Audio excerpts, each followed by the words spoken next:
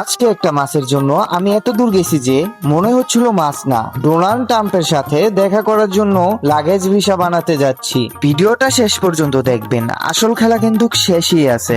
সকালে যখন গাউসিয়া থেকে বের হয়েছিলাম ভাবছিলাম এই তো গেলাম আর আসলাম, কিন্তু ভাইরে ভাই, সামনে গাজীপুর পার হলাম, ত্রিশাল পার হলাম, তারপর ময়মনসিংহ এর দলাগ্রাম। রাস্তা যেন শেষই হতে চায় না, মনে হচ্ছিল আমি বুঝি বর্ডার পার হয়ে অন্য কোনো দেশে ঢুকে যাচ্ছি।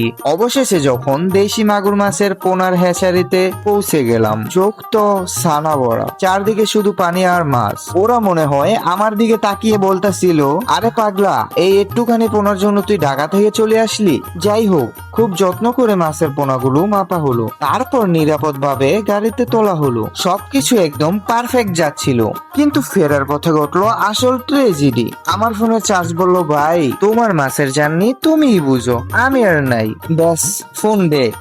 আর আমিও ফেরার পথে কোনো ভিডিও করতে পারলাম না। রাত যখন 11টা, বাসায় এসেই আগে নিজে ফ্রেশ হই নাই, আগে মাছগুলোকে পুকুরে ছাড়ছি। পানিতে যাওয়ার পর মাছগুলো লাফালাফি দেখে মনে হচ্ছিল ওরা হাফ ছেড়ে বেঁচে বলল, অবশেষে নিজের বাড়িতে শান্তি। সারাদিনের জার্নিতে যেমন কষ্ট ছিল তেমনই অনেক আনন্দ ছিল। আচ্ছা, মাছগুলো আনতে গিয়ে এমন আজব অ্যাডভেঞ্চার কি আরো কারোর সাথে হয়েছে? কমেন্টে জানান। আর ভিডিওটি ভালো লাগলে জলদি লাইক এবং শেয়ার মারেন, বন্ধুদের দেখান যে মাছ আনতেও কিভাবে মিশন ডোমিনেট করতে হয়।